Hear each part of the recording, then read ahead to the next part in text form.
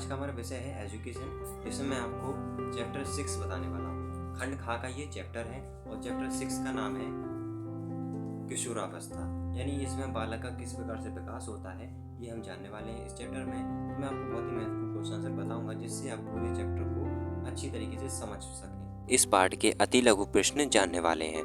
तो पहला प्रश्न देखिए क्या है, किशोर अवस्था को स्टैनली हॉल ने क्या कहा है? तो इनके अनुसार यह है इनका कहना कि किशोर अवस्था को बड़े संघर्ष, तूफान एवं दबाव की अवस्था माना गया है। अब ये क्यों माना गया है ये हम जानने हैं, क्योंकि इस समय बालक के अंदर एक अजीब सा तूफान उठता है जो उसकी मनोवृत्तियों को एवं संवेगों को परिवर्तित करता रहता है। उसमें जो बदलाव होते हैं वो उसको परिवर्तित करता है, जैसे कि चिड़चिड़ापन और गुस्सा हो जाना और लड़ाई झगड़े करना, बुरी संगति में पड़ जाना।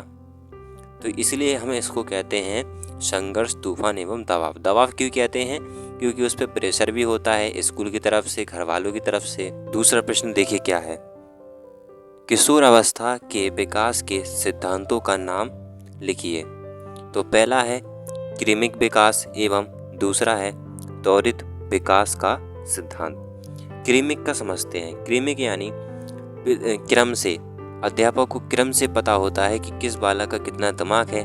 जैसे कि सर्वप्रथम जो है एक टॉपर स्टूडेंट होता है एक क्लास में, तो उसके बाद दूसरा नंबर का कौन है, तीसरे नंबर का कौन है, चौथे नंबर का कौन है। तो इस तरीके से त्वरित विकास यानी सभी, जो त्वरित मतलब होता है सभी का स्तर जो है पता होना कि किसके मतलब जो किसका मानसिक स्तर कितना है कितना नहीं है। अब देखिए अगला प्रश्न क्या है, किशोर अवस्था में बालक बालिकाओं की आवाज में क्या परिवर्तन होता है?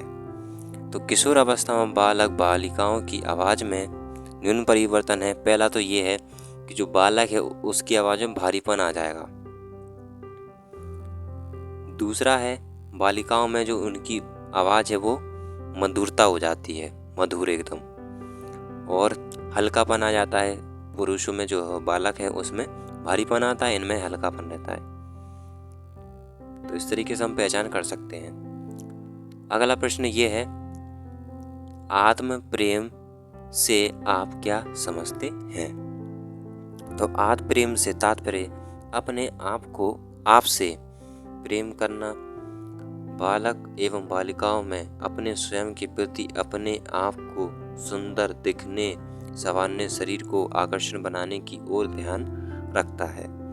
तो आप तो खुद ही जानते होंगे जब हम कहीं जाते हैं तो खुद अपने आप को रेडी करते हैं, मतलब कि अपनी जो हेयर स्टाइल है उसको बनाते हैं। किशोर अवस्था में बालक एवं बालिकाओं सबसे ज़्यादा समय अपने आप को संवारने में करते हैं।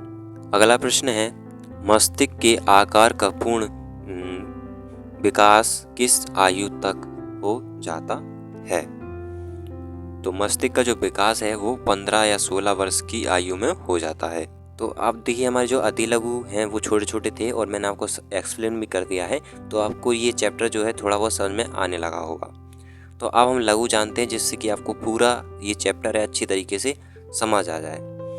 तो पहला प्रश्न इसमें क्या पूछा गया है कि किशोर अवस्था की सबसे जटिल समस्या क्या है? तो किशोर अवस्था को हम सबसे पहले तो क्या बोलते हैं, तूफान, संघर्ष और दबाव का जो है एक उम्र कहते हैं, क्योंकि इस अवस्था में काफ़ी हद एवं संवेगात्मक अवस्था पाई जाती है। इस अवस्था ना तो बालक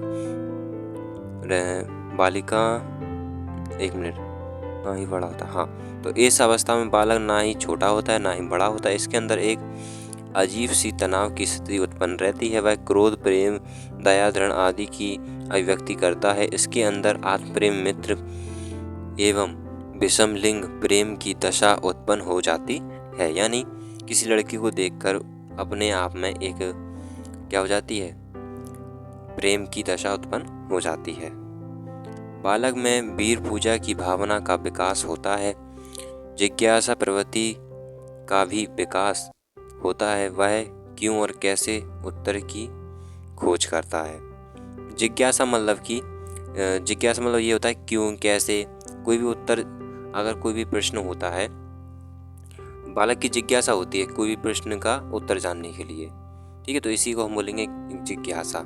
और ये जो हमने अभी यहाँ पर जाना था, ये वीर पूजा, तो इसको तो आप यहीं पर नोट कर लें। देखो इसमें एक प्रश्न आएगा यही वीर पूजा वाला, तो उसमें हम इसको जानेंगे वीर पूजा होती क्या है। अगला प्रश्न इसमें है दूसरा, क्या है, मनोविज्ञान जर्सील्ड ने किशोरावस्था की क्या परिभाषा दी है। ये एक शिक्षा शास्त्री हैं, अब इन्होंने देखिए क्या परिभाषा दी है। किशोर अवस्था वह समय है जिसमें विकासशील व्यक्ति बाल अवस्था से परिपक्व की ओर संक्रमण करता है, अर्थात बालक 12 वर्ष में विकास की ओर, जैसे शारीरिक विकास, मानसिक विकास, संवेगात्मक विकास, चरित्र विकास जो है, नैतिक विकास आदि आगे बढ़ने लगता है। अर्थात बालक विकासशील होने लगता है, धीरे धीरे परिपक्वता की ओर आगे बढ़ने लगता है। परिपक्वता यानी सोच समझने की जो क्षमता है वो अधिक हो जाती है कि क्या सही है क्या गलत है। नेक्स्ट है, किशोर अवस्था में बालकों में मुख्य रूप से क्या बाह्य शारीरिक परिवर्तन होते हैं। तो शारीरिक परिवर्तन देखिए क्या क्या होते हैं अगर किशोर अवस्था है तो। पहला तो ये है कि उसकी जो ऊंचाई है वो बढ़ेगी और भार भी बढ़ेगा। लड़कों में मुख्य रूप से दाढ़ी मूंछ निकलने प्रारंभ हो जाती है, और ऐसा कुछ लड़कियों में हो जाए उनमें दाढ़ी मूंछ नहीं निकलती, मगर जो उनके और भी पार्ट्स होते हैं वहाँ पर उनकी वृद्धि होने लगती है। तथा किशोर एवं किशोरियों के गुप्तांगों में बाल निकल आते हैं, जो हमारे गुप्त अंग होते हैं वहाँ पर बाल निकल आते हैं। अब देखिए वीर पूजा, जैसा कि मैंने आपको बताया था कि ये जो शब्द है वीर पूजा ये क्या होता है, तो उत्तर में यहाँ पर ये आ गया है। चलिए इसको जानते हैं। तो वीर पूजा से तात्पर्य ऐसी प्रक्रिया से जिसमें बालक किसी हीरो, महान व्यक्ति महान नेता को अपना आदर्श मानकर उसके आंतरिक एवं बाहरी गुणों का अनुसरण करके उसके जैसे बनने का प्रयास करता है। मतलब कि कोई व्यक्ति है जो उसको आदर्श मान लेता है या किसी से सीखता है। जैसे कि अब जो शाहरुख खान है उसकी जैसी कोई हेयर स्टाइल करने लगता है, तो ये एक प्रकार का क्या हो जाएगा, वीर पूजा हो गई। इसी को हम वीर पूजा कहेंगे, किसी को देखकर उसी जैसे बनने की या उसके आदर्शों पर चलकर हम कुछ अपना अच्छा कर लें। 5 क्वेश्चन है, किशोर अवस्था की प्रमुख विशेषताएं क्या क्या हैं। पहला तो ये है उसमें शारीरिक विकास होता है, दूसरा है मानसिक विकास भी होता है, तीसरा है रुचियों में परिवर्तन हो जाता है, चौथा है जैविक एवं सामाजिक स्थिति में संक्रमण यानी वह जुड़ता है समाज से, तो वह सामाजिक जो प्रक्रिया है वह जानता है, तो उसमें कुछ ना कुछ समाज की जो स्थिति है उसको अनुसरण होता है, जिससे वह कुछ कर सके समाज के लिए। 5वां है स्थायित्व एवं समायोजन का अभाव, और 6वां है संवेगात्मक जीवन एवं विरोधी मानसिक दशाएं।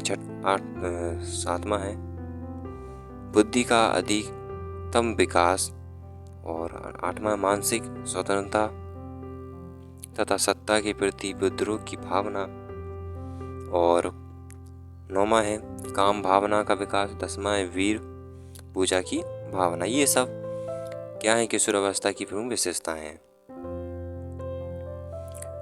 प्रश्न है 6वां, किशोर अवस्था को तनाव संघर्ष का कारण क्यों कहा गया है। तो ये मैंने आपको बता दिया है, ये बार बार रिपीट हो रहा है, तो यहाँ से देख लीजिए आप। तो ऊपर की लाइन तो बिल्कुल वैसे ही लिख देना है, बस यहाँ से लिख लीजिए। यहाँ पर ये जो लिखा है ना टीन एज, तो टीन एज मतलब होता क्या है, जैसे कि 13 से 19 वर्ष की जो बीच की जो आने वाली एज है, तो उसको हम बोलेंगे टीन एज, आने वाली एज है। इसमें देखो क्या क्या होता है, शारीरिक विकास, मानसिक विकास, संवेगात्मक विकास, परिवर्तन तेजी से होता है, ये है परिवर्तन।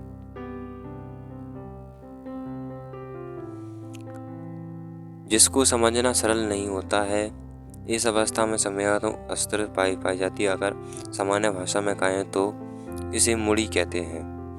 कभी तो वह उत्साहित होते हैं तो क्षण भर निराश हो जाते हैं। ये अत्यंत जटिल समस्या है। इस अवस्था में प्रेम, क्रोध, घृणा, लगाव, संयोग आदि भावना प्रबल होती है। इसलिए इस अवस्था को हम तूफान, दबाव, संघर्ष की अवस्था कहते हैं। उदाहरण के लिए हम कह सकते हैं जैसे वर्तमान समय में चलचित्र माध्यम से यानी यौन संबंधी जानकारी देकर किशोर एवं किशोरियों के माध्यम विषमलिंगी के आकर्षण मिलता है। इसका कारण भय व उसके अलावा खुलेआम टेलीविजन पर अल्पतम वस्त्र पहनना। मतलब इसका कारण क्या क्या है जो बुरा प्रभाव पड़ता है बालक की, जो किशोर अवस्था है उसकी क्या है। पहला तो है विषमलिंगी से आकर्षण होकर इसका कारण भय हो जाना, डर जाना, और खुलेआम टेलीविजन यानी टीवियों में छोटे मोटे कपड़ों में दिखाना, अर्ध नग्न होकर नृत्य करना, शराब और सिगरेट का सेवन करना, स्त्री पुरुष के आकर्षण को दिखाकर किशोर के मन में असामाजिक प्रवृत्ति उत्पन्न हो जाती है, जिससे समाज में काफ़ी रेप केस भी हो जाते हैं, जिसके कारण वह अपने आप को गलत आचरण के प्रति रोक नहीं पाता और उसका मन अस्थिर बना रहता है। इसलिए स्टेला हॉल ने इस अवस्था को बड़े तूफान, तनाव, संघर्ष एवं दबाव की अवस्था बताया है। तो ये हमारा चैप्टर कंप्लीट होता है। बस इसमें यही हमें जानना था। आपने पूरा चैप्टर जो है क्वेश्चन आंसर के माध्यम से समझ लिया है। इन्हें आप अच्छे से नोट कर लें।